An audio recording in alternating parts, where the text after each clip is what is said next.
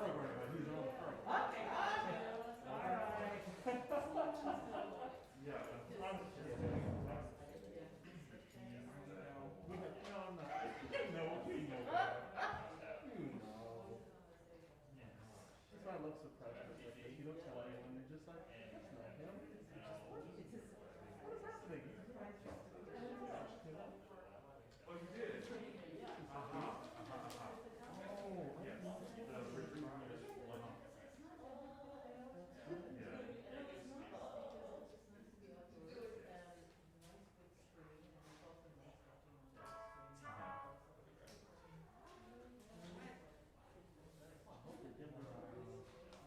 Yeah. Yeah.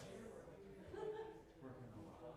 Yeah, new. Oh, that's what I told her. I was like, I'm gonna do, you know, a nice stuff in Jersey. Yes.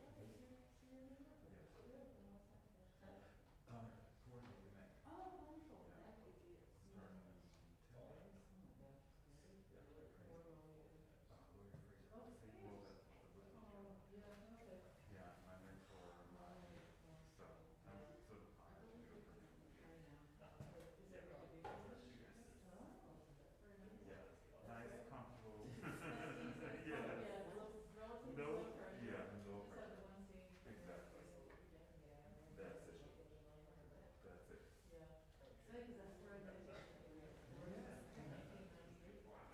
I just decided when we both who contracted me for that job. Music room. Oh, yeah, I remember him, yeah, I remember.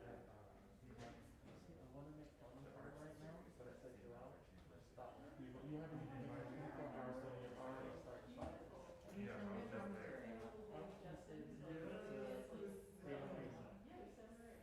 You know where I'm going with this. I'm just gonna get up and get on. We're holding the house. Exactly. Let's reach that center. Yeah. Hi, ladies and gentlemen, my name is Roland. Welcome to whatever this is today. And yeah, so today I had popcorn from us. Yes, 23 years. And it was delicious.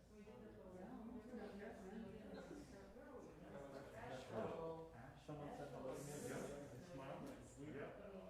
But it's okay. We're trying to get Right, and they stayed at the show when you played out. I remember. Oh, yeah. Have a good night. Mic drop. Yeah.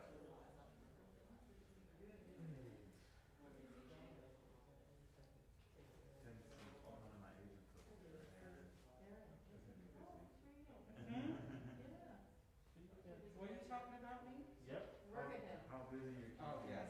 Yep. Hashtag booked and blessed. Listen. That's the only way I like it. Yes. Come up here in front with the I hate with the when troublemakers. I sit in the front row when I'm singing. You're not singing, no? Right. You know this number one. For once. It's like, why are you doing this? It's called. It's for teachers. Exactly. It's also called pulling focus. Alright? Terrell wanted to show off his suit. I'm just here from World. So wait. And I You can't gonna- see from back there. I'm like a big actually blur. really busy. The last time I was here, I needed a vest and pant thing for this outdoor, concert thing. And I said, I'm not gonna buy the jacket. Then I realized I needed a jacket for this thing that I was at. So I'm like, let me drive to the mall. So I went to Roosevelt Field. And they had a super sale. I asked them, I said, how much is this? Like 50 plus 30% off. I said, how much is this suit? He was like, what's the number? I was like, what? He was like, take 50% off. And then take off 30%. And I was like, this is my size, there's my jacket. Thank you very much. Nice. Pop this onto the store, go to the train station, and came up. Nice. So thank you. How's Canada? It's great. Yeah. It's great. It's, Everybody's nicer there, huh? Hey. thanks, I just I feel like I'm a stand-up comic. Is this on? I'm in New York, right? I can launch my comedy career. This composing thing, if the composing don't work out, I can be a comic. Okay, all right. Take a picture. New York City traffic. No.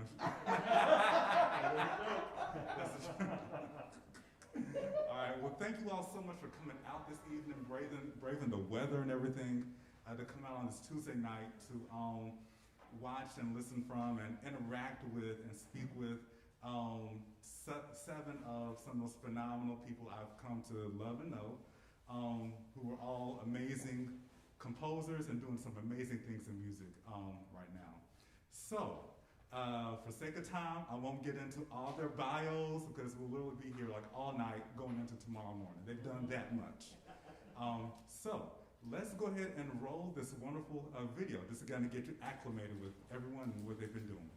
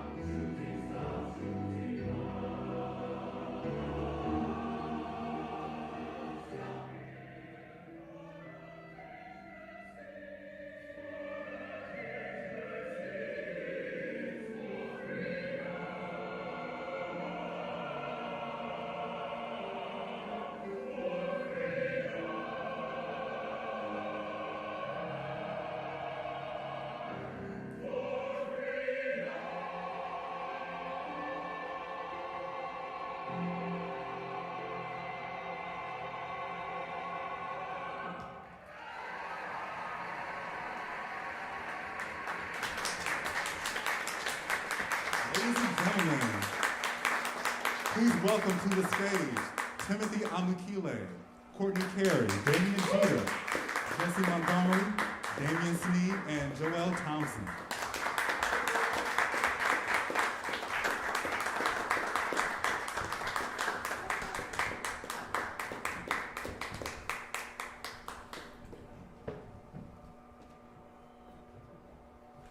I feel like I'm fancy, I feel like I'm on Oprah or something.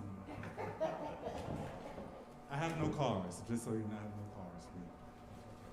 You get a car, you get a composer, you get a composer. Okay.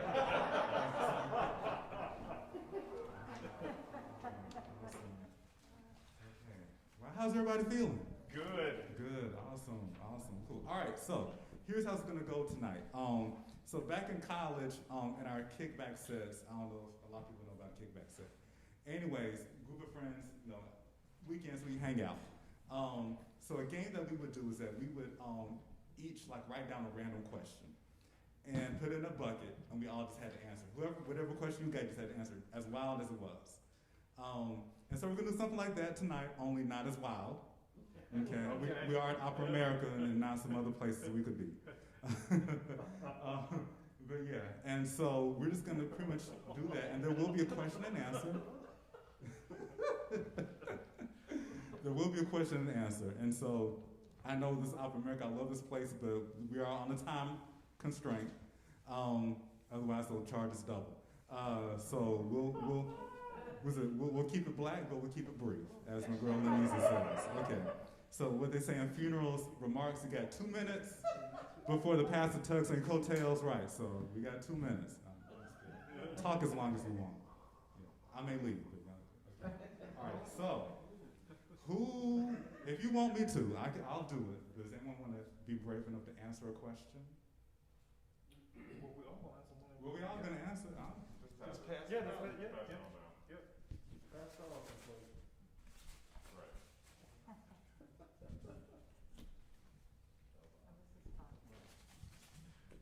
Do we have to If we wait? get our own So wait, we have to question, wait we to put look it at it? back, right? Or can we look at it now and be thinking? Well, I say wait. It's always better when you wait. I didn't get one. No. Well, I'll do my own thing. How many composers does it take to pass a play? Depends on how large the commission check is. All right, so I'll start. You want to? Okay, I'll start. All right, so how deep is this? Ooh, will we see more Black stories on stage? If so, what will that look like? I think we will see more Black stories on stage. The future is definitely multicultural, it's definitely Black, it's definitely female. And I'm really looking forward to the day where we see in the Opera House where a Black family can just go and just enjoy a story and see people that actually look like them. And things aren't necessarily foreign language, I have to explain, it's 4 hours long, with horns and helmets and everything. And so I think that's where kind of the future is going. And see where the opera houses are becoming more so part of the community rather than a place that you drive by and your mom's like, oh, that's a building that only rich people go to. So as the National Opera says, I'm looking forward to seeing opera being for everybody. All right. Anybody else want to answer? Oh, me? Should be answering questions. The same question. No, the same question. Yeah, same Oh, question. okay. Y'all didn't read my email? I said Is this on? Yeah, it is. Yes, okay. So, just to complement what you're saying, I think, as we're in a moment where American opera is really in a really important stage and really finding its voice and becoming a really prominent voice in opera, I think naturally that would include more Black voices. I think historically speaking for America and the music that is produced here, it's a natural, actually, it's a really beautiful timing actually that we're in right now, and a natural part of this progression that has to take place. And I think this push for American opera has to include Black voices, and I'm just grateful to be among on this stage, on this panel with these amazing artists that are contributing to that surge. And so, yeah, I think it's a necessity and an actual, just historically speaking, it's sort of an inevitability that we're now thoughtfully facing, I think, together. And thank you for putting this panel together, Dave. Yeah. Yeah. I wanted to say, there's this thing on Twitter, that I think that is very important for all stories to be told, but I also think that we cannot leave out the full spectrum of what it is to be Black. It does not mean just telling stories that are traumatic. It means telling stories that are about love and perseverance and resilience, and not that there aren't those things in the traumatic stories, but we are more than trauma. And so I'm looking forward to writing and witnessing, experiencing stories that don't just have to do with that. I also recognize that those stories are important to tell, but I feel like we are at the precipice of some change, and that it is important to recognize that other stories exist within the Black race. I think also, just sort of thinking about this, sort of piggybacking off of what everyone else has said here, I think with all of the sort of the hullabaloo about critical race theory going on, I think that we have to look at, Black lives or lives of those of color from sort of, as you were saying, across the diaspora, that it's also looking at some of the historical stories that haven't been told. It's not just those of us who are living here in America, but there's so much history that we have that, stories that are not being told. I mentioned this over the summer, but this guy keeps coming up in my mind, Alessandro De Medici, who was the first Black Duke of Florence, and there's so many others like that, stories that, have not been told, libretti that have not been written. Where would Verdi have been without the stories of Schiller and so forth and so on? So there are stories like that I think that we could also uncover, so that we sort of address this idea that Damien just raised about not just telling sort of the traumatic side of our, stories here in America, but that we focus on sort of the broader range of stories that we can share with the public. So I wondered I was going to comment on this question, but what you just said just reminded me of a story I learned about from Henry Louis Gates Jr.'s. He has a six-part series about African history writ large, and it was amazing. It was fascinating. I learned about the Kandakes of Merowe, which is where the word Candace comes from. It means queen. So Kandake. Kandake. And these were women, queens for generations and generations, and they ruled and reigned in the part of the world that we now call Sudan, that the British called Sudan, but that's a different topic. And it was just amazing. I mean, they fought wars with Rome, the stuff with Mark Antony. So it's like these are epic stories that I didn't even. I grew up part of my childhood in Nigeria, and I had no idea.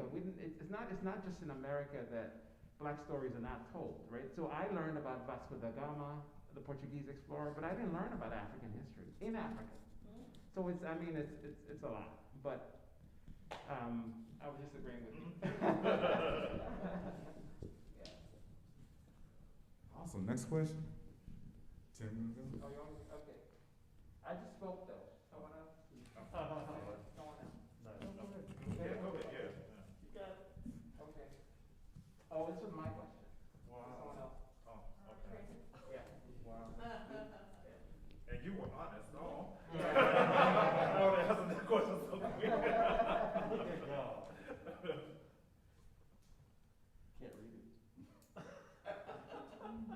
Okay, so this is, so the question is, why do you choose to write music in an idiom that has persistently marginalized your identity? I'm not passing, but I just need a few minutes. I need some time. So somebody else is ready to. Well, I'd like to know what is the idiom that marginalizes, what was the last part? Marginalized, sorry, it's past tense. Oh, Why do you choose to write music in an idiom that has persistently marginalized your identity? well, for me, I choose to write music, and I don't allow myself to be boxed into any genre. I also don't allow, when I'm doing what's supposedly classical in a classical institution, for them to say, as I keep saying this over and over, maybe the person will be watching. I said this on the Opera America panel, but for example, my newest opera on James Baldwin, someone very important in the opera world came up to me and said, I just love how you put that jive in it. And they leaned with the jive, and I was showing my students at Manhattan School of Music and African American Music History how that's actually tropic taken from Airplane, where the lady from, I guess the Brady Bunch or whatever, was talking to the two African American men, speaking jive back to them. And the way she said it, and I said it was the same thing, but I didn't take it offensively, but I've noticed that when people of color put music in certain idioms, it has to be jazz when it's not jazz, according to what his story or they define as jazz, idiomatically. I also find that gospel is not always gospel, and just because it's a church scene doesn't mean it's gospel music just because it has sacred text. So idioms and genres are created for commercialization, I feel. So I try to exist outside of that. Maybe a road less traveled, and at times I fall into it because it does pay the bills. But for me, I use the tools of writing music. But that's a very good point, whoever wrote the question, because music itself in America was not, if you look at old texts about slaves, how they were described as a buck, 23 years old, played violin. But I don't think it was ever thought that we would have the intellect, the astute ability, and the wherewithal to be able to write music with the tools that were around then. But I just try to always go against that, just to upset the pendulum and just to say, now what are you going to say, or now what do you see? But just because it's interesting, everybody here, we all write with a different palette. And it's us, and it's all a different story of what being a person of color or black is. But people assume that all black people do gospel music. They assume that all black people grew up Christian. They assume that all black people, know how to do that all black people do jazz. If it's something that they don't understand, it's jazz or jive.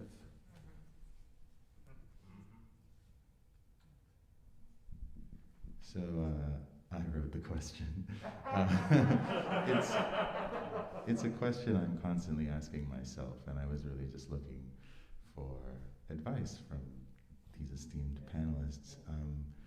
And I guess I ask the question because writing music in dialogue with the legacy of Western European art music, if we want to label it that, I'm grappling with the question of who am I writing for, and my soul is moved by this music, like Rachmaninoff makes me cry every time, but also other musics that I grew up with as well also move me in maybe even more maybe in an even more deep way, but yet I'm seeing opera as a ripe field for us to define who we are as a country, because I feel that narrative is the key to identity, and we are grappling right now with who we are as a society. And so as I'm grappling with who I am as a composer, as a human being, and I'm in dialogue with this music in this idiom that keeps us at the edges, I have to continually ask myself that question, and I was just wondering if any of you grapple with that, and if you've come up with answers for yourselves, like Damien. I would also say with that too, that I think that personally our roots show up. When I hear Margaret Bond's Troubled Water, I hear the ancestral, even with not patting myself on the back, but like with my arrangement of Steal Away, there's this kind of Bantu rhythm in it. I didn't think about it. It just showed up. So maybe it is, I always say it's like we're a sum of kind of all of our experiences. So maybe it's just who we are just kind of showing up.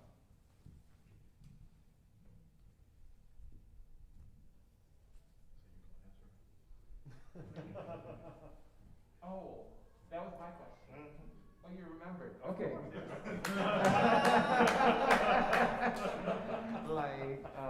Obviously, I skipped it for a reason. Okay. So the way, it is something for me that was more of a challenge in the past, and I feel like I've come around it in some ways. And now my approach is really not to focus on that question, because I feel like the question is based on an untruth. People of color historically have always done a range of musical styles. We've been painted as one thing or another, but in different societies, and so we've always had the capacity to enjoy and produce and compose and perform a range of styles. So the idea that one genre or whatever does not belong to you, it's not true. It's just a lie. So now I just. But it's not a fight I even really need. That makes me grow, so I just don't really engage with it anymore.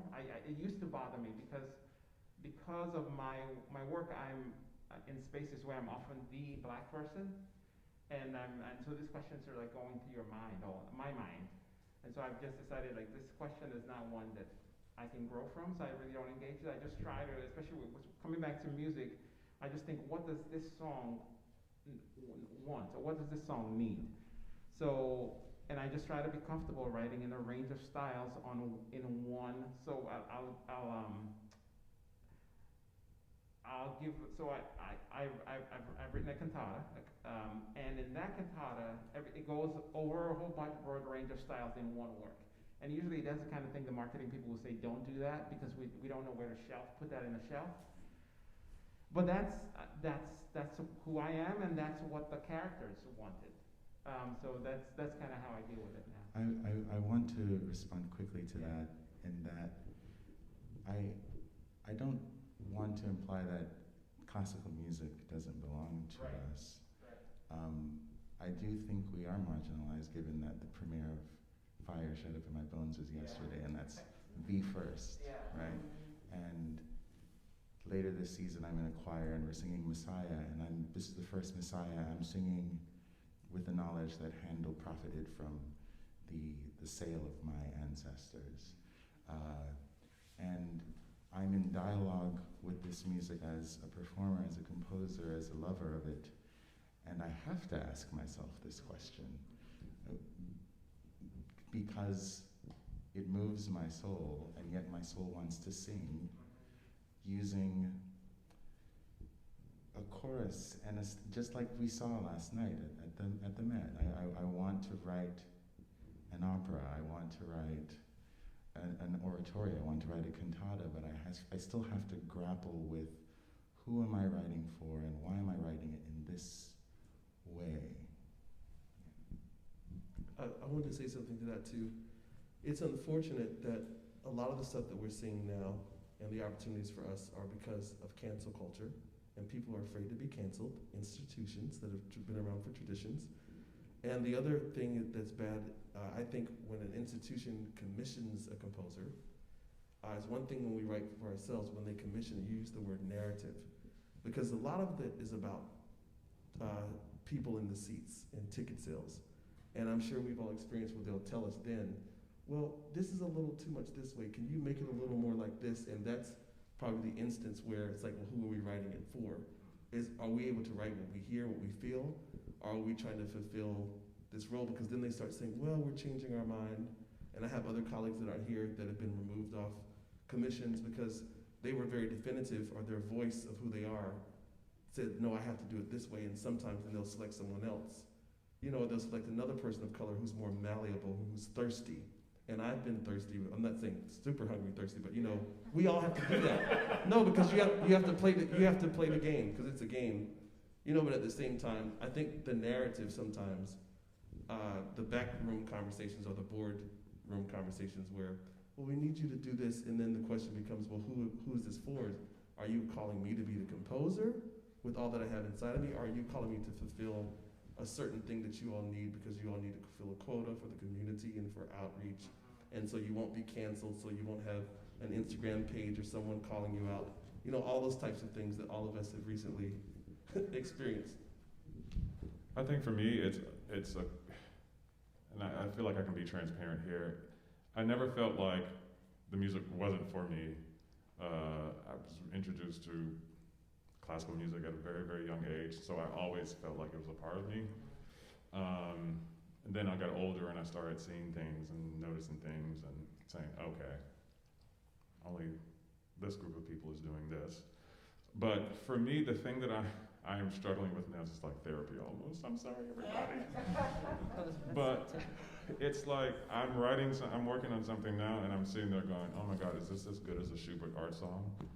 And I'm like, I'm questioning everything that I'm doing, and I have to bring myself back and say, actually, somebody asked you to write this because they want to hear your voice. And we all have, like Damien said, we all have different voices. And so, every once in a while I'm like, Dad, is this as good as a Bruckner symphony, you know, or something like that? And so I don't know where that little voice that came in, but it sort of just hovers over my shoulder sometimes. I don't know if anybody else feels that way. Thanks, guys. All right, next question. I wrote this. Wow.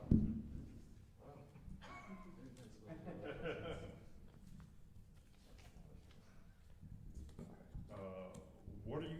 Oh, let me read it first. Right. Okay, so it says, what are you finding in your work currently to be either a challenge or potentially a starting point for developing new directions in your music? Okay, so I am, and I think the people who are here who know me know that I am very old-fashioned. I'm a traditionalist. I grew up with my grandmother and my great aunt, so I get it honest, as the old folks say. I spend quite a lot of time listening to the, I guess, maybe 17th, 18th century classics. I am a huge fan of Donizetti. I think that he's underrated in many senses, genius. And so I have been sort of in my sort of newer works trying to get away from what I know I really like to write and moving into things that perhaps would be sounds that people wouldn't expect from me. And that's really a challenge, especially, you know, because as I say, I like, you know, the bel canto, I like a good line, and I'm not the, you know, kind who will go stand in front of the piano and, you know, strum on the strings with my hands and figure out new sounds. I go with what I know and what I feel, and sometimes that doesn't always align with what sort of contemporary thought would suggest. And I'll say this last little thing.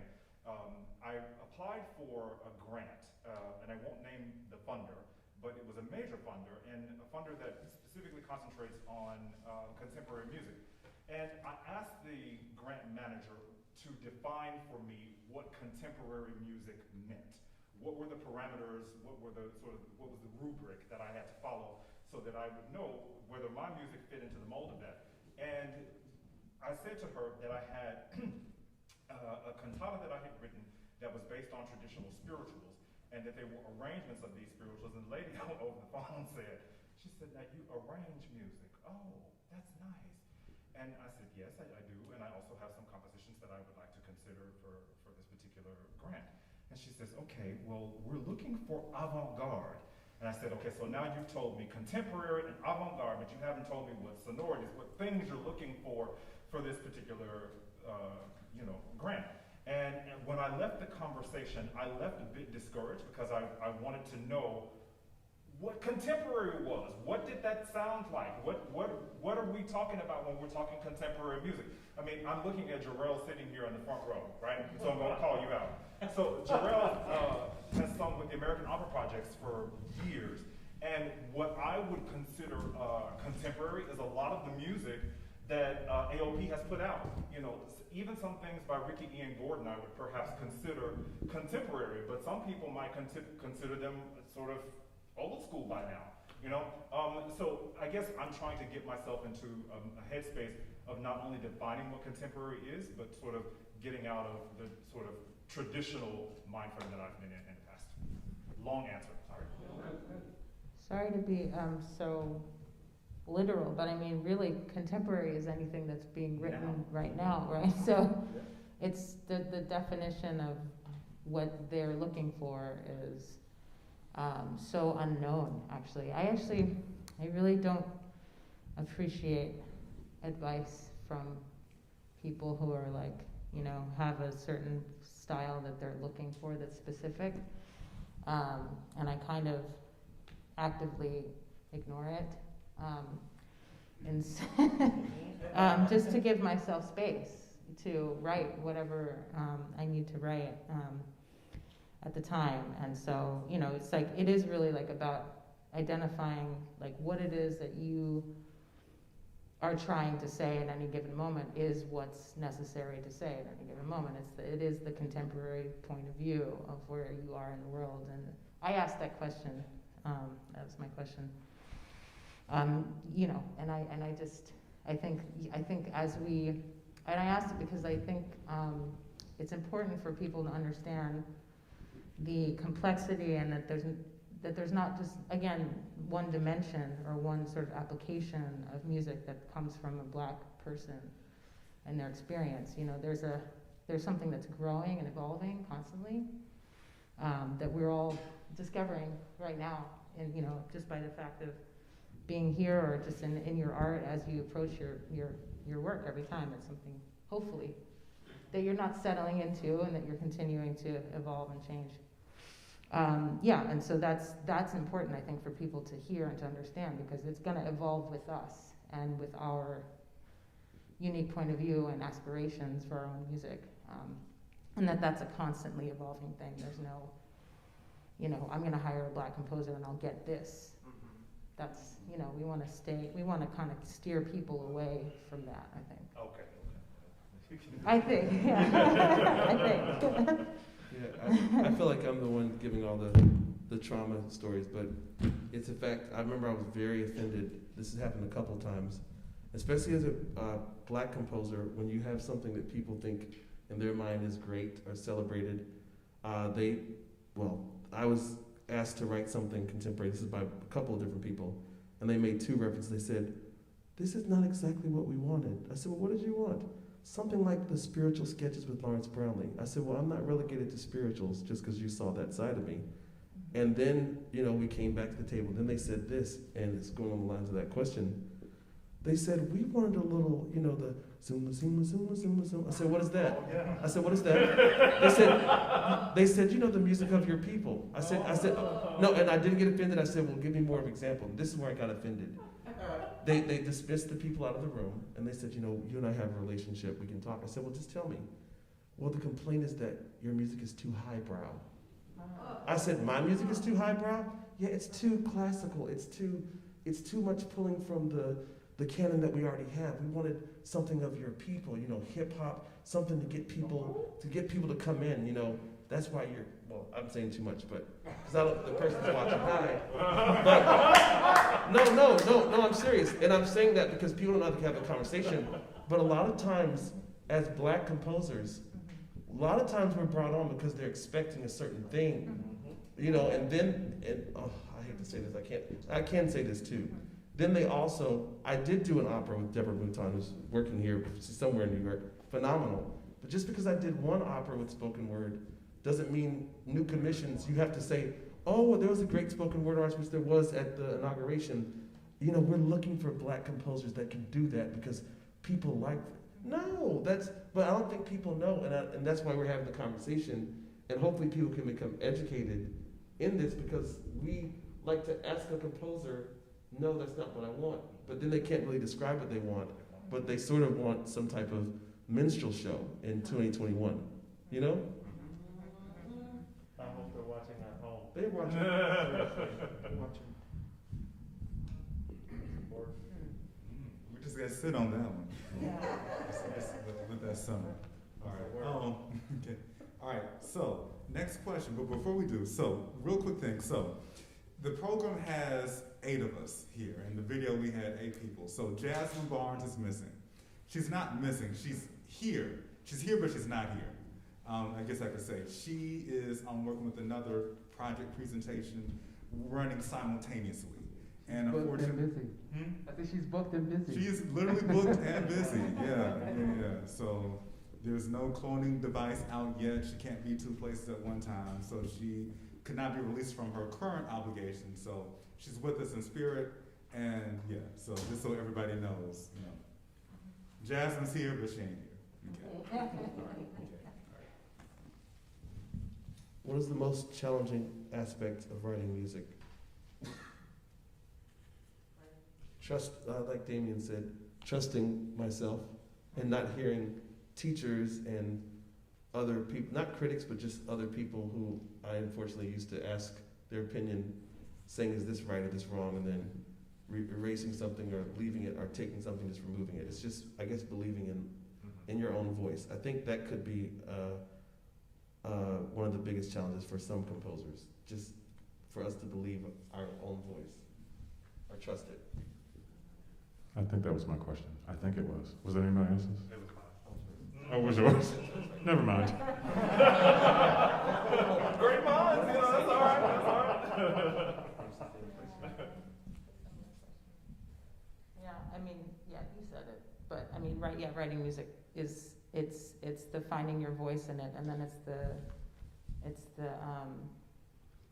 the sort of the mechanics of writing music, and sort of the process of like taking this very abstract thing and making it into something that's very, very personal, is a constant challenge, also in terms of also this relationship to what you were saying before, Joel, like, am I writing in a classical, and also, Courtney, what you were saying, like, when am I writing in this like sort of classical frame, like what frame am I working in, like what kind of story is it that I'm trying to tell, and how do I take it away from the abstract of music into something that's really has my real intentions in it, and that's just with music, it ends up being like a really kind of can be really like a technically challenging problem to solve as well. Yeah, I wanted to piggyback on your answer too, Jesse. There's this phenomenon that I've been struggling with as I sit down to write. There's, and this connects to what a lot of us said earlier to another question, of feeling this obligation to tell the truth, to tell the story,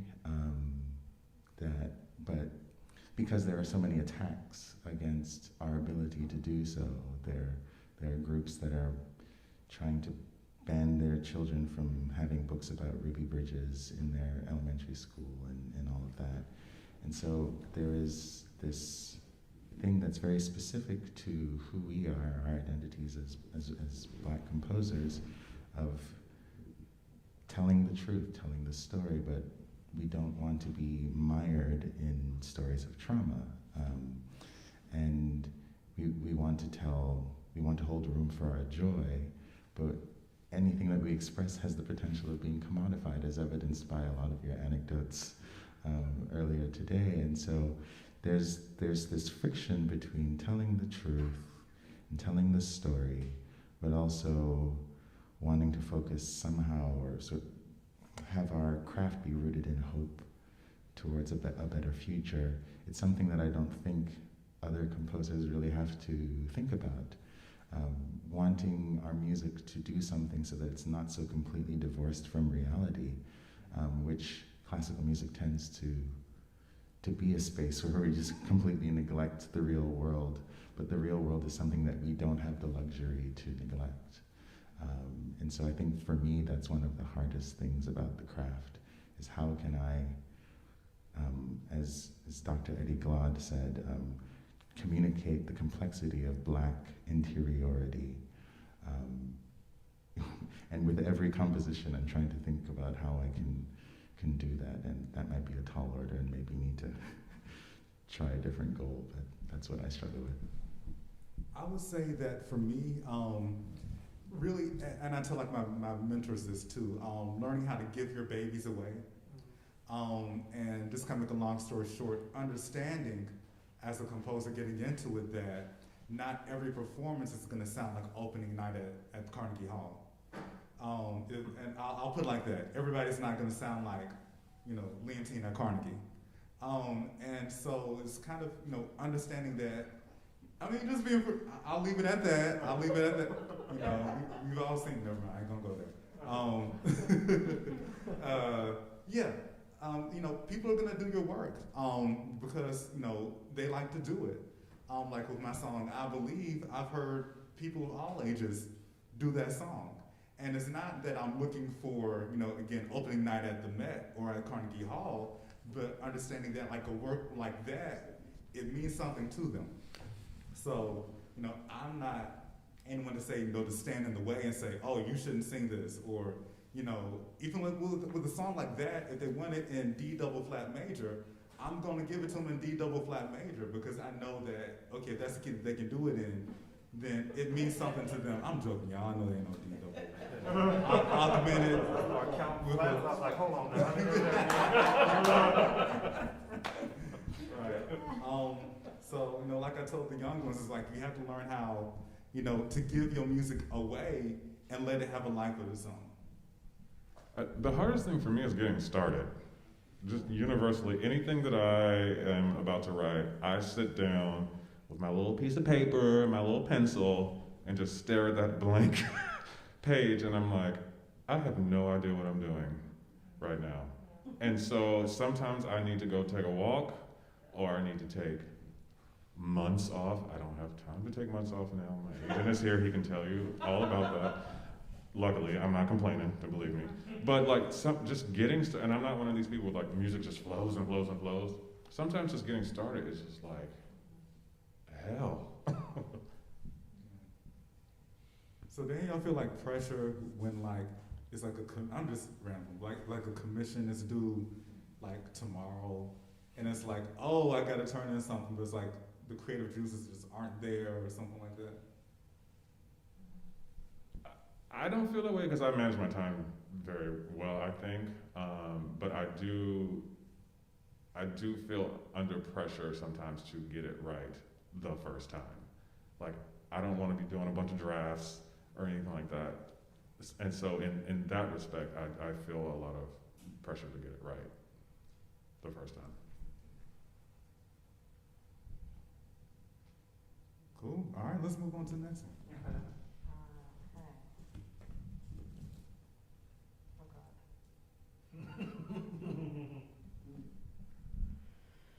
Okay, this one is, how do you market your work? Especially one that's not a commission. Ask this question.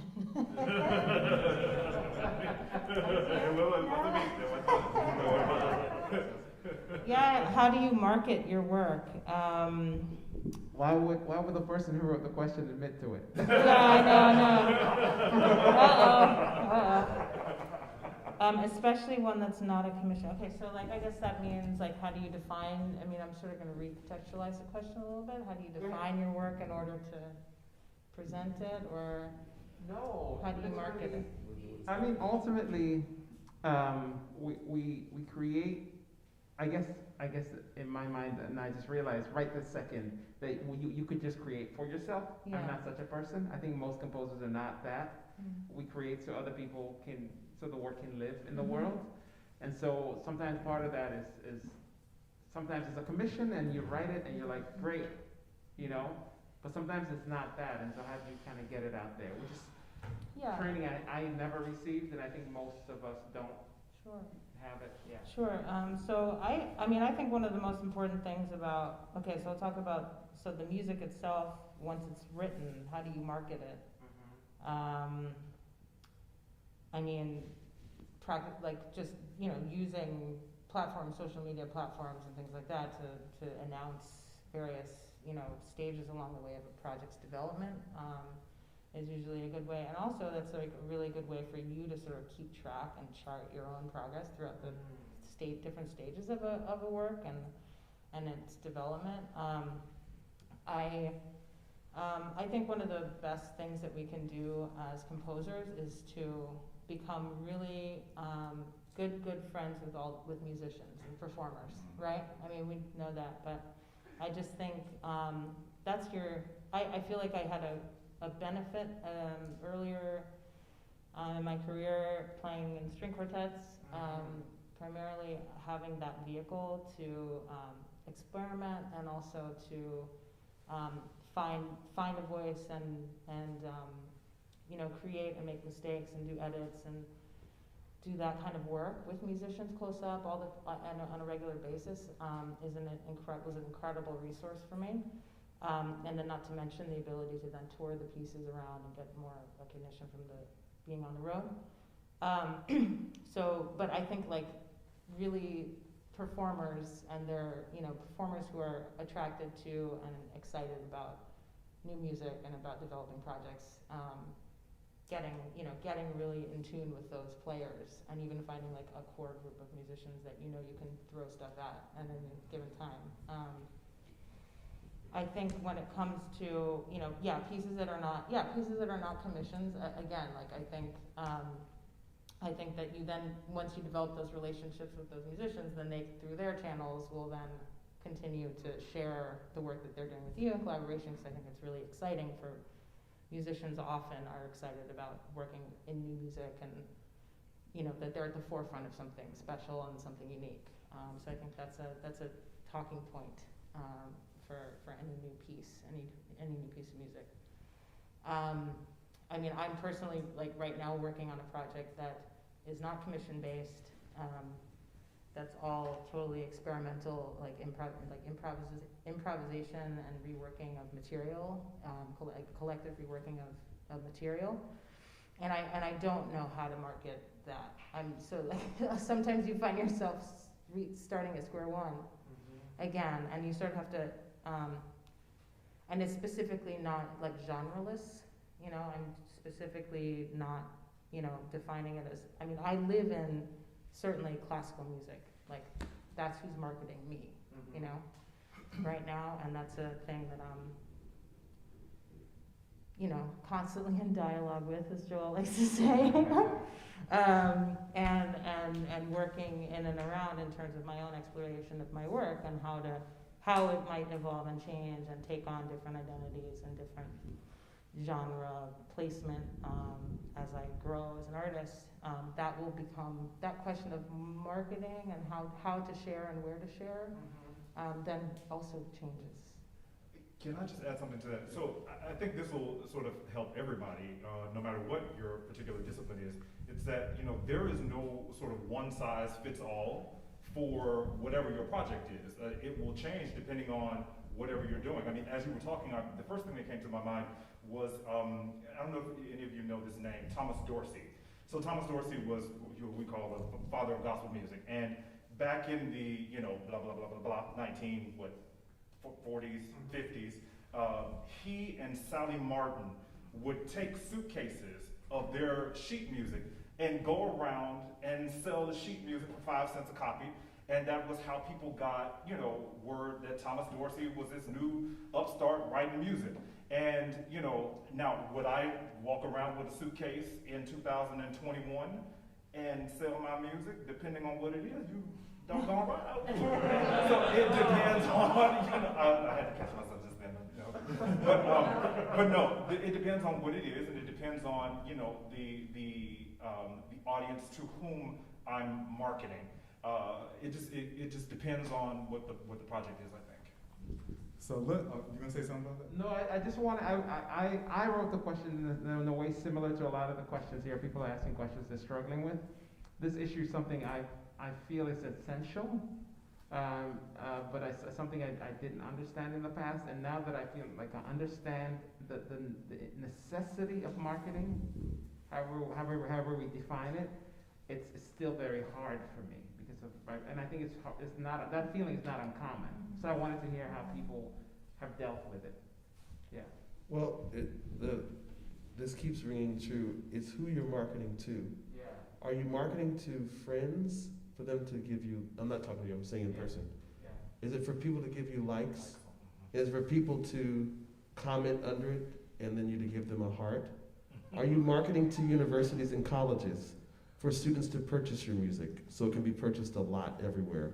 So that libraries at universities can put your music there. That may be a great way, you know, because then even if it's one college, your music may be done 5 or 6 times each school year, or something different. Or maybe you can tell the college, hey, I'll do a master class for free. I'm just saying that's one way to sort of pull yourself up by your own bootstraps. Or then is it to larger institutions that sometimes you can just call them and ask them, could I do this? And sometimes they may say yes. Because I don't, who was it? Oh, Courtney, we were doing some panel discussion with Dave, I can't remember. Oh, with Kenneth Overton, Black Opera. And I love what you said. You said, I'm not, you didn't say you weren't a composer, you said, I'm just not, you know, what people would think of as a trained composer. That's the way I feel as well, because I never went to school for composition. I've taken music theory. I know how to do that. But I just sort of happed up into it somehow. And like even with the first thing that I sort of wrote on paper, spiritual sketches, I remember some of my friends were sitting in my living room. I said, hey, can you do graphic design? And they said, for what? I said, I'm gonna make sheet music. And I had no idea that it was gonna go anywhere. I just wrote it down because we needed to do it for the recording. And some of us may not have had the original intent to be a composer, but we try to, you know, stick with it. And so that's a hard thing too, because it's who are we, well for me, who am I marketing to? What's the purpose of marketing? Because people knowing about the music doesn't put money in my pocket, unless someone's buying the sheet music. But then, this is what I was gonna say, I don't have a publishing company that publishes my music. I do it all myself. So I have to mail out copies myself. But other people have publishing companies. You know, and that's different because they may not have ownership. But it's hard because all of us have different things we write for at different times that may be commissioned where you get money, and they'll market their own thing, or they'll tell you can't say anything until they're ready for you to say it. So that's another thing. And then, but if it's just your own music, it's hard because you write stuff, and even if your friends sing it, it's still not the same as a big institution doing an HD video and doing all this stuff and contacting newspapers and classical radio and all that. So that's something I struggle with still. Like, how do I market it? And so I just hope, and just things just happen. I know that sounds very odd and off target, but that's what I have to do. All right, so let me speak on this a bit, because not bragging, but I have an MBA. All right, MBA in marketing, yay. And I ain't gonna lie, my music composition journey has been like a hustle, basically. And so I'm probably just gonna ramble a little bit. In that you have to believe that if God gave it to you, He wants it to go through you at the appointed time. And then we get to the right people at the appointed time. Learning how to play the long game. Like I wrote, I believe, like 3 years before it got popular. Learn how to play the long game, because you have to remember that the students in undergrad now are going to be the choir directors and voice teachers and artistic administrators 10 years from now. So that one, Damian Jeter piece or Timothy Amikile piece that they learned in undergrad, I really like that. Let me teach my student this. Let me have them buy the book. Let me reach out to them and say, hey, can you, I got funds at my university, can I commission you? So opportunities, come that way too. It just being, I would say, kind of open and ready, to receive when the timing and everything is right. And also to not knocking, really don't knock any opportunity for me as being too small. Because I always say, like, you never know where people are gonna be 5 and 10 and 15 years from now. So the person who got a D in performance seminar is going to be your head opera administrator 10 years from now. I can't, like, seriously. So that's why I'm like, treat everybody, right? I learned how to treat everybody, right, because that's what it is. Like, some people go on to be performers, some people are the people, managing the performer. And managing the performer, booking the performer.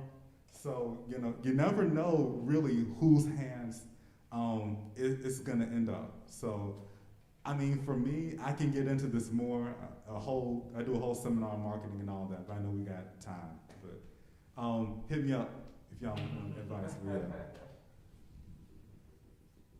That's my go. Next question, yeah. Level 3 questions, got it. This is a long one.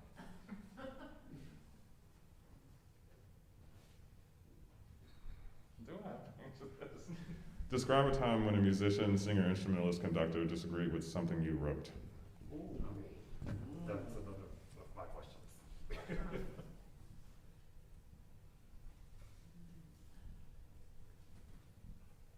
It's never happened.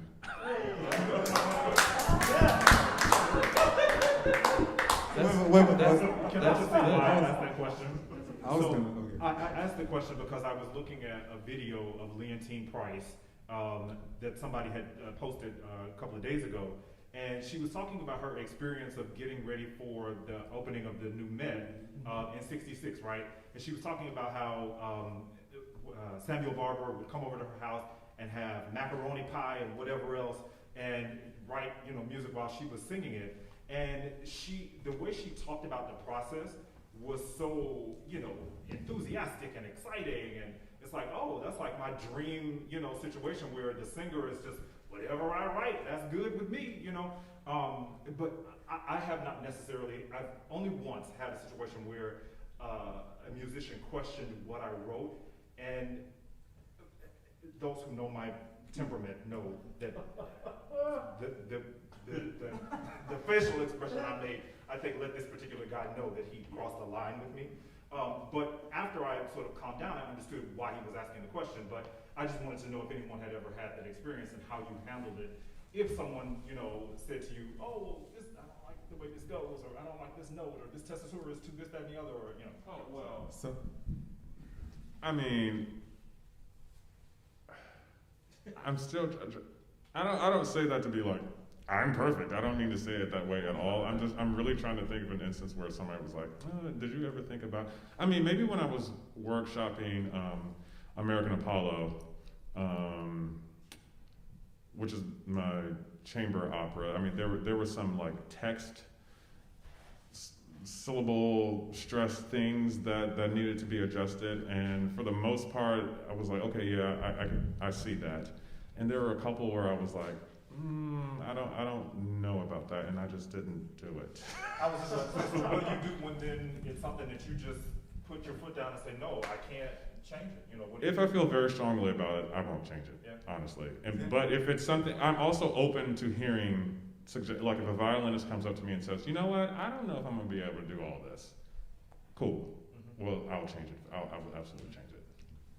I've had it happen to me from musicians, but they were honestly asking the question. They thought it was just an error. Mm-hmm. And I just show them or just play it and say it. Then I've had a director one time tell me something was wrong. 2 directors, one musical theater, one opera. Then I had a conductor one time tell me that something was wrong, and it wasn't given in a spirit that was helpful. Mm-hmm. So I said, and there was in an open space, people like to try to publicly get you. And I said, so could you tell me why is it wrong? And they told me why they thought it was wrong. They said, it should be this. And I waited for them to finish. I did listen, and we tried that, and I said, so if we do what you tried, then you're in my lane. I'm the composer, and you're conducting my music. And no, when you want to write something and we're working together, I can do that. But I'm not sure if that's what you meant. But yeah, because it's one thing when people or a singer says this is too high, or violinist says try it this way, or the bowing doesn't work, blah blah, that kind of stuff. But I have had someone say this is wrong, and then tell me this is what needs to be here, and this chord would be better, and this chord gives this mood. I said, oh, so you're composing now? And then I looked to the creative team and I said, I don't compose with other people, especially when I'm already contractually asked to compose something. So what do you all want to do? Who's gonna make the shot? Because I couldn't say everything I wanted to say, in the moment. No, because if you say something, because I've noticed in other workshops that I've sat in with other people, it doesn't happen. It doesn't happen. But I've noticed sometimes with people of color, it happens a lot. Because they assume that people of color don't know what they're doing. And so then it goes back to that voice inside. It makes you not want to trust yourself because everything has to be 50 times better, or thought about from five different vantage points. And so it's bad. Sometimes when I write, a lot of times when I write, I do have friends. I have a friend here that I let hear a lot of stuff that I write, and they give me an honest opinion. I don't like that, and that's what I wanted. But all the time when I'm writing something, I'm like, well, what is this person going to say? And what are they going to say about this? Which is bad, but it sort of checks me. So by the time I present it, I'm prepared for anything, and I sort of avoid that. But sometimes it happens. Yeah. So I had a question kind of based off that. So how do y'all feel about transposition with singers? I know some people are like, if it's in C, it stays in C. Some people are like, yeah, sure, okay, whatever key, whatever. Being a singer, I'm fine with it. I'm absolutely fine with transposing and making whatever's going to make the singer the most comfortable. Not a singing piece. When I Baroque, the one that everybody heard, that's not the original key that I wrote it in. It's a half step lower. And when I heard the first time, it was jarring. I was like, oh. But they play at Baroque pitch, So I don't have a problem with transposing. It could be because I'm also a singer, and I'm just like, I'm going to make the singer as comfortable as possible. It depends to me on the intention. For example, a lot of people have beat me up about spiritual sketches, about not providing in all keys. But I intentionally wrote it for a certain font and a certain voice type. And to me, it doesn't sound good in certain ranges and with certain voice types. And people have made videos and it doesn't work. There's always, I'm just being serious. But some people don't care about what the composer's intention was. Some of the sketches, there's certain things I write it with the intention so it can be for all voice types. But certain things that are written, like, would you want to hear a bass sing Come Scolio in a different key, for example? Some may. Right? No? So I was going to say Damien because I accompanied at Fisk, and we've done a lot of that, and tenors have sung it, sopranos have sung it. We had a bass sing like all night, all day.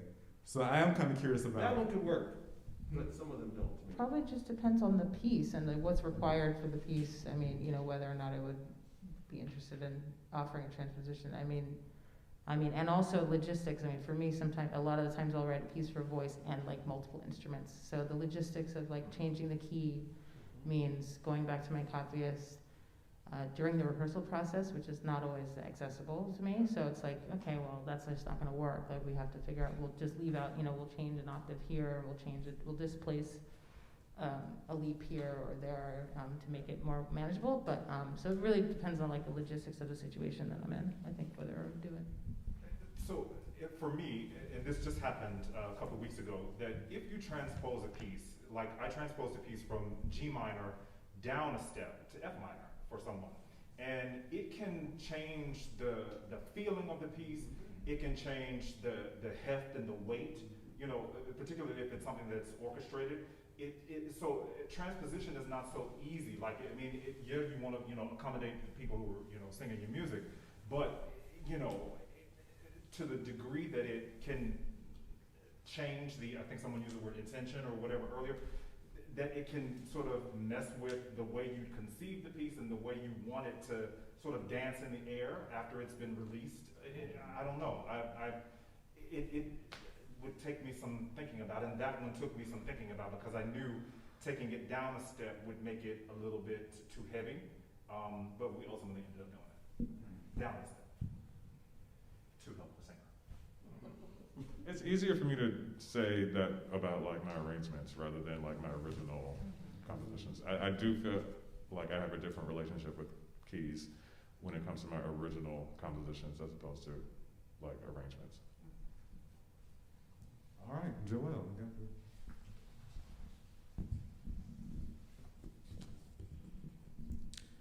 What is your biggest fear?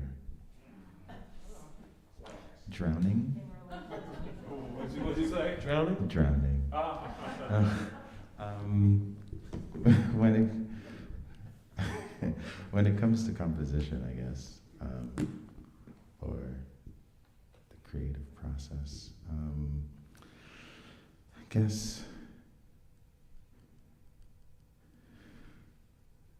I guess I have a lot of fears. Then I can't think of what's bigger. Sometimes I fast forward in my mind to a future where I potentially have children, and they're researching the time that I lived in, and they're asking me, "What did you do?" And I respond that I holed up in a room and wrote music. Part of me wants to feel as if that whatever I was doing was contributing to a better world for them. I guess there's also the I don't know, the fear that I'm incorrectly applying the skills that I've cultivated, that my earnest efforts to make the world a better place made it worse or something, or if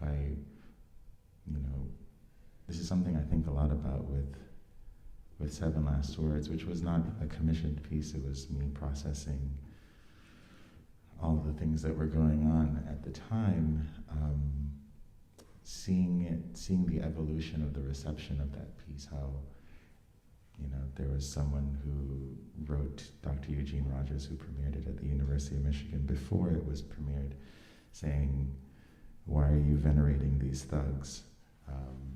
And then fast forward to 2020, and George Floyd dies, and everyone is programming it, and sort of grappling with the reality that the death of people who look like me lead to more people singing my music. I think that sort of grappling with that, and wondering, am I doing the right thing at this moment to create change? If history looks back at me and says that I contributed to the opposite, I feel like that's probably my biggest fear. Sorry for the downer. Joel is so deep, and that's why I love him. My biggest fear is failing, honestly. I feel like every piece that I write has to be better than the one before that. I don't want to write a flop. I don't want to have to read a bad review. I know these things will probably happen. I feel pressure to, like I said, to get it right all the time, and my biggest fear is failing. Not going down the line, are we? That was my question.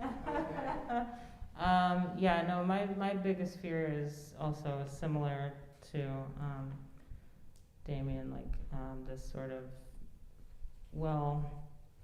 of not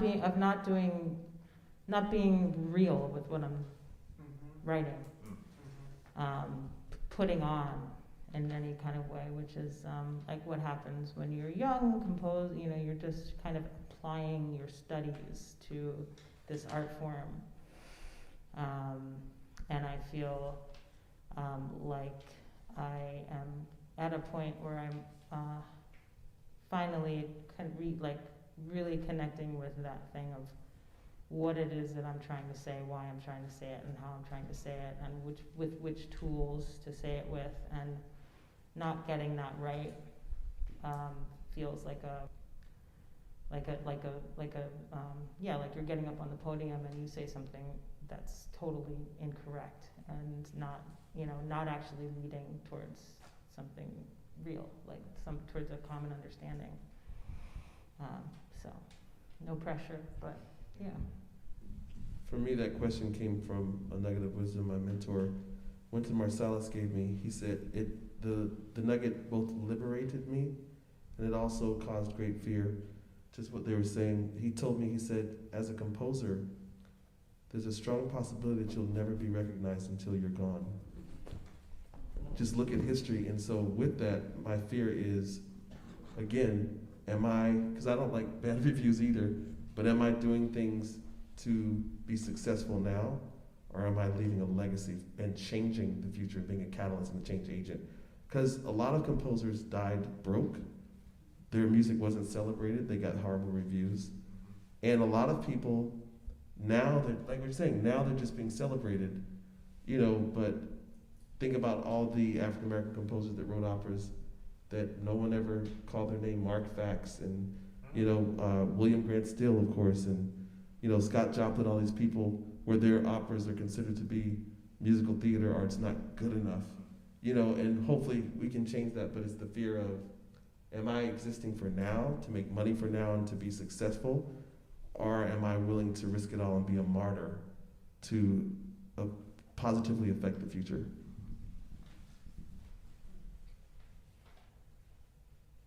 That's a deal. I had to sit on that. I mean, I would say for me, just like the fear of not being stale. I'm just like, God, please don't get me to a place where I have to turn something in and it's whole notes and half notes. That's all right. If I'm turning in whole notes and half notes in C major, if this is all I got, if that's all I got, just let me go back to accounting. Let me just do something. Sell real estate, do something. All right, cool. Well, let's have some questions from our audience. Yes, questions, please. Anyone? Okay. All right, let me give you the mic so everybody can hear. Hello, thank you for coming out tonight. I have a challenge and a question. The challenge is next year, for 2022, we're going to celebrate the bicentennial of the Voyage of Return. That's when the African Americans went to Liberia. There's no music for this journey. It needs a song desperately. So think about that. Question is, what movie soundtrack did you fall in love with at a young age that you love to this day? Malcolm X. Which one? Malcolm X. For me, The Color Purple. Mine was a black one. What's favorite? Hook.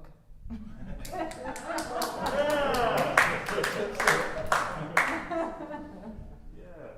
Wow. I feel So do you want only at a young, because my That was favorite younger. soundtrack now is different, but I can tell you the one I, like, At a young age. First. at a young age. Before you became this composer. Okay. The Bodyguard. Yeah. Just because it's Whitney Houston, I mean, what, you know. Okay, it was Sound of Music. But can I defend? I don't know that I have to defend it, but just because it's not a traditional classical album or whatever. But the music of The Bodyguard was so well put together, and I mean, just such beautiful harmonies, and it just yeah. I would say, for me, believe it or not, Carmen Jones. I know it's ironic because it's Carmen, but just something about Carmen Jones just sits well with me. I don't know why. But yeah, I used to love singing along with Carmen Jones. I know this wasn't the question, but right now, my favorite soundtrack as of late is Us. Michael Eagles. That is the dopest. I love it. Us. Lovecraft is also good. Mm-hmm. And Judas and the Black Messiah. That one. Questions? Yes. I have a question. Can you hear me in the back? Oh yes. Great. Oh, yes. So I'm like, what's up? For the people on the Oh, hello, broadcasters. My name is Joe. Hi.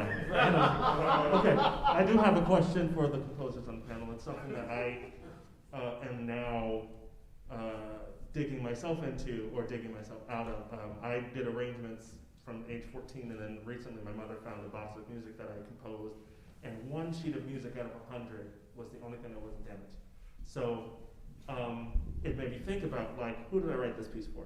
I don't know. But at that point, my question for you is this. Is there someone in your life or someone that is a humanitarian or public figure or someone that you revere based on how they are, what they specialize in, and what they mean to the world? If you could write their story, who would it be and why? Also, added caveat, is it the equivalent of orchestration, or is it something light fare like string quartet piano, and why? Someone alive? It could be anyone at all. That's easy, if I can go first. Oprah Winfrey. The correct answer is always Jarrell Williams, but go on. I'm just kidding. Go ahead. That's my second opera.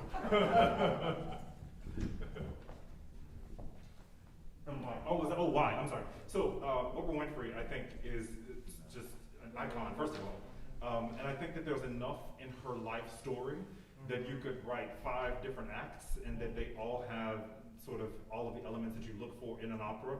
The dramatic, the comedic, I mean, there's all of that I think you could put into a really good story, and enough people that have come through her life that I think you could, have a full cast of characters and really make a really super opera. And I think she'd be down for it. She'd have a lot to say about it, but I think she'd be down for it. Yeah. I think for me it's Nina Simone. Just because I mean, I heard the reaction in the audience. I mean, I don't know how much I need to say about this, but she was somebody who wanted to be a classical pianist, and her life went in a different direction for reasons that are not good, but ended up being good for all of us. You know what I mean? But she always, even her later years, always still wanted to be a classical pianist, and I can just sort of hear that. It would be like a full out opera, big old orchestra, all kinds of styles. That's what I would do. So if anybody wants to commission that. Get the ball rolling.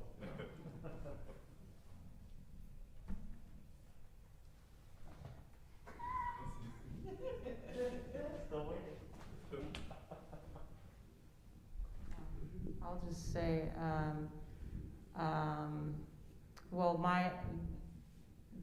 someone this is a little bit close to the heart, but my mother actually, who is a playwright and an actress, I would love to, I'm actually currently working on a project that honors some of her own writing. That's a story about my great-great-grandfather, who was a Buffalo soldier.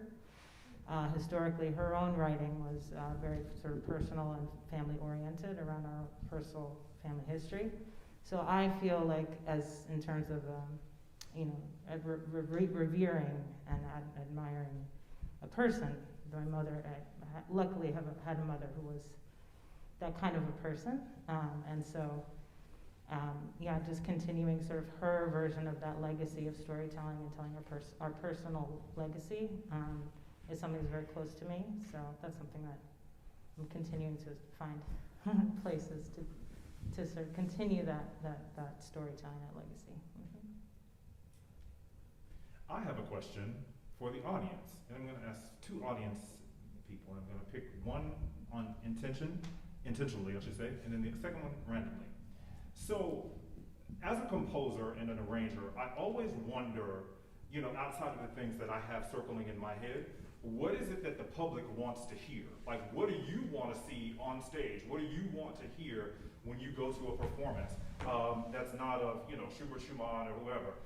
Kenny, Overton.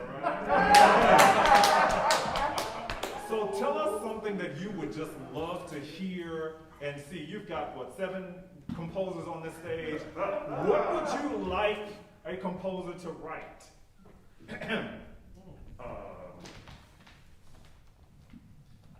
I'm gonna get you for that.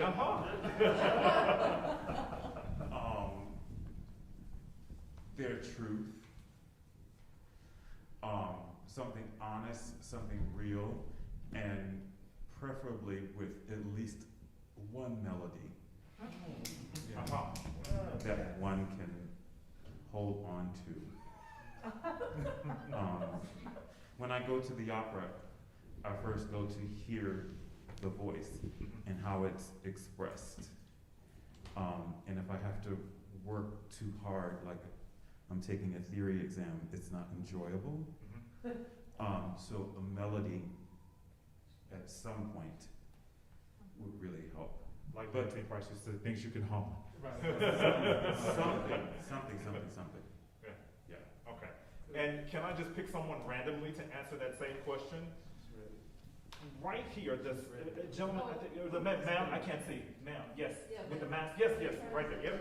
With the mask. Oh, well, I want to piggyback something that Kenny said about lyric writing or a melody or something, and you sort of touched on this, and you agree. No, for those that are on the people are streaming, so we want the streaming people to be able to hear you clearly. Oh, okay. Will it make it? What Kenny said about lyric writing or something that is memorable, something you want to sing. Singers like to sing lyric music, okay? I mean, that's what the voice does. So you had talked about bel canto opera, and we talked about what contemporary opera is, and that's all over the place. So can you write contemporary opera that's still lyric, and it's called contemporary?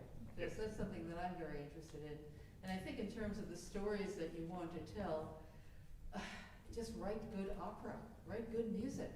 There's a million stories. There's so many important stories. There's small stories, small interpersonal stories. There are gigantic political movements around the world. There's stories in Syria, there's stories in Afghanistan and Lebanon, stories in the Deep South, stories right here around the corner. There are human stories, there are black stories, but stories of our time that singers want to sing. That's, I mean, for me, that's very important. Thank you both so much. Thank you. Excellent. Thank you. All right. I'm going to make a cake for that.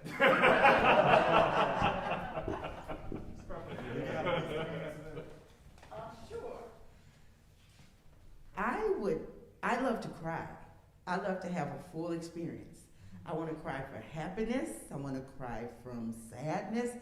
And if somebody could possibly capture a Donny Hathaway, Roberta Flack-esque opera, that right there would just send me on out of here.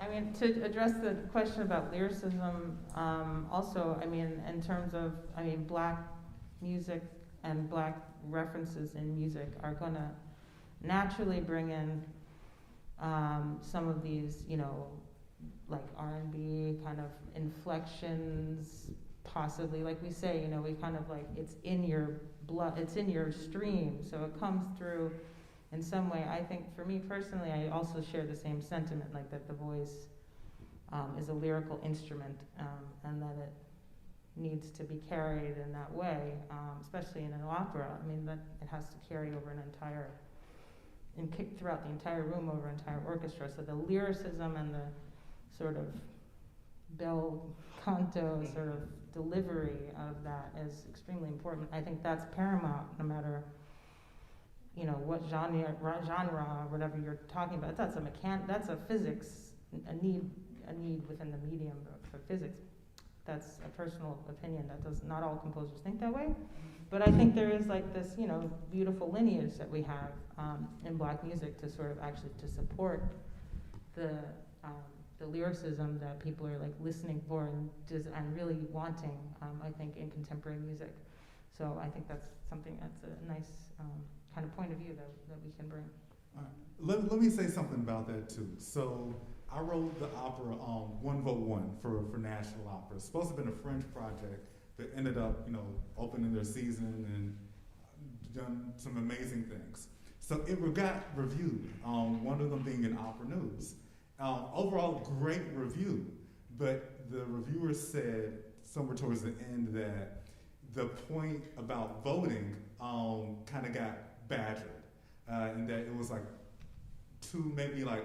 we kind of get the point already, or something like that. And then there was another review, somebody local, kind of saying like the same kind of thing about, you know, the point of it and voting, and maybe it leans a little to left and all of that. And I have to remember that with those reviewers are coming from their perspective as basically no white men in America in, you know, whatever position they hold. But I have to remember, Dave, when I wrote this opera, I wrote it specifically for the young man, the young woman in the back of the 8th grade history classroom. So that's who it's for, and not necessarily per se for a critic or you know, a season ticket holder who sits in the box and, you know, $1,000 a night. So part of, I would say, the change of opera is changing the perspective of what opera has been, yes, but who it can be for now. Yeah, that's good. I'd like to put someone on the spot. One of the foremost conductors in the world, and I may be off historically, but I believe they are 1 out of 3 or 1 out of 4 conductors, and they just left.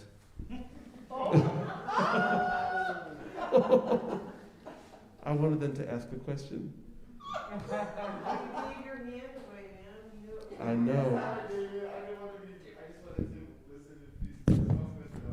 Okay. Kasim, get up here. Yes. Okay. You've already made a scene. But, Come on up. Well, okay. I won't make you ask the question. I'll have another conductor ask the question. Is that okay? But anyway, we have in the room one of the foremost conductors in the world.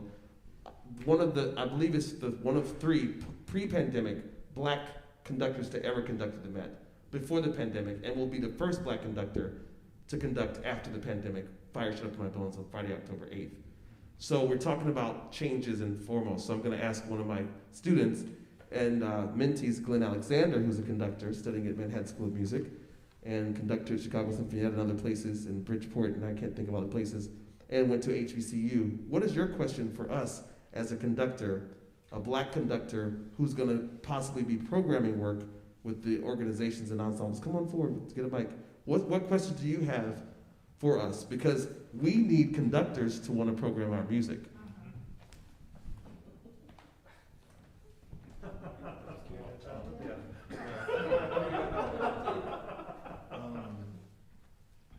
I guess like when you're collaborating with a conductor, well, in my case, a young conductor, like what types of things, like what does that collaboration look like? I mean, I've worked with student composers now, and it's very interesting to work with a living composer as opposed to a decomposer, I guess you can say.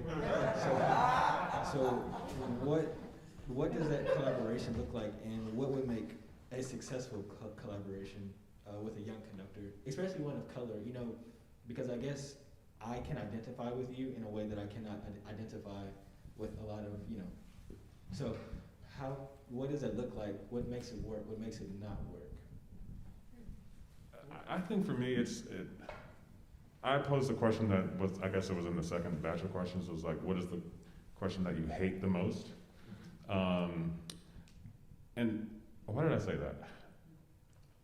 I said that because one of the things that I wish people would ask me the most is like some of the technical things that go into writing a piece. You know, I feel like that is an art that is long gone.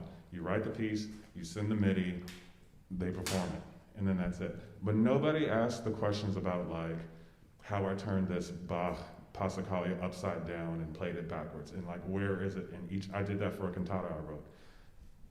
No one's asking these questions, you know, and I put a lot of thought in that. And so for me, like to have a conductor know those things and to ask, well, what were you doing when you wrote this, for example? There's probably something behind it, and I would like to share those things more often rather than answering other types of questions. So that's what a collaboration would mean to me. And also, one of the things that I enjoy the most is seeing what other people do with the music. I mean, and more times than not, it sounds way better than I could have ever imagined it to be. And so I also want to give like the conductor the autonomy to sort of just kind of go with it and like hear what they have to say about it.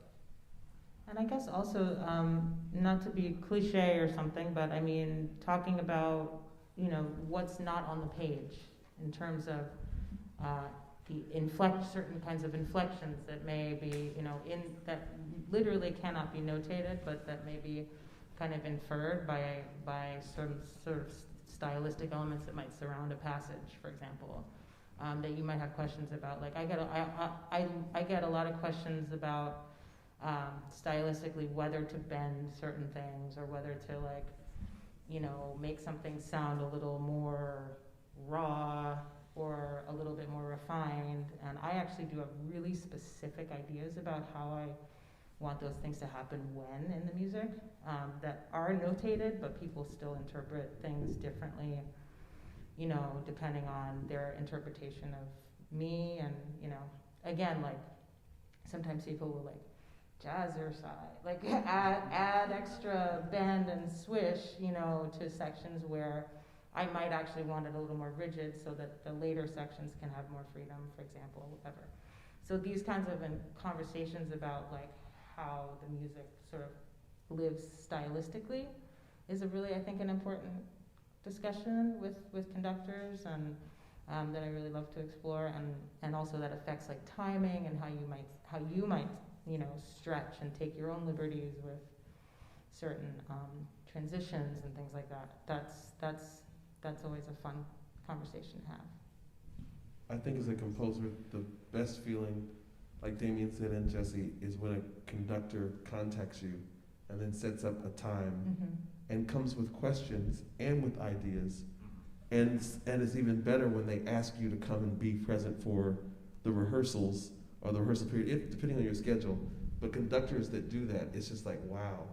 And it's such an awesome process, because then they do point out things, but you feel like, wow, this is amazing. However, I've never worked with a conductor of color with my music, unless I'm conducting myself. So that would be overwhelming, probably. I mean, in a good way, but it's never happened for me. So we gotta wrap it up. We gotta, before they kick us out, and we can go on and keep it shuffle on out of here. I will say this too, just kind of segue into closing us out, that you know, we're not the future, we're the current. And that's even something I tell like my students, you know, now. It's like, remember, Fauré wrote Operas and Rev when he was 21. So, you know, we're not the future, we're the current. So like, can you imagine like the traditions that come like with music? Like, I know people who knew like Hall Johnson or who knew James Weldon Johnson. And like that generation, you know, is just this kind of shift now.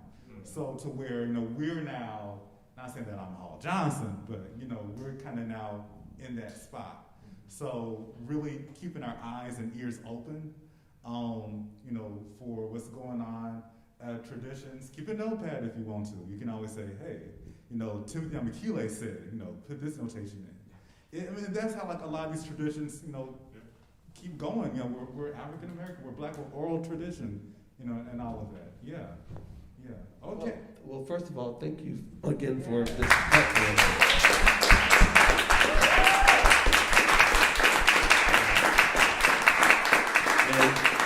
I'm honored to be here with all of these great composers. Sylvia Olden-Lee told me something. She said when she was coming along, which was a long time ago, she and Hall Johnson and maybe it was Duke Ellington or other people, they would just get together. She would take trips to New York. They'd come to Philadelphia with librettists and all types of people, poets, and they'd share each other's music amongst each other. There was a safe space because they didn't have a safe space outside of that. And now there are a lot of silos, but this is an awesome start. You know, because no one has any egos up here. Everyone is just contributing. So thank you all for listening. But I think things like this can help so that we can not just help and support ourselves, but help the next generations coming after us. And thank you, Opera America.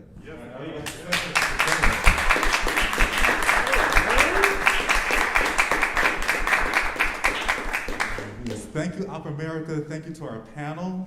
So there are two people I need to shout out real quickly. Well, of course, Opera America. Jamila, our AV guy, front of house, thank you all so much.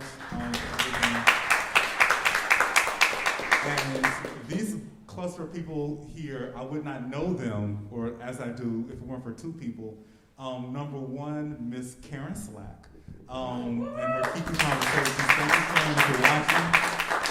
And also to Mr. Kenny Overton.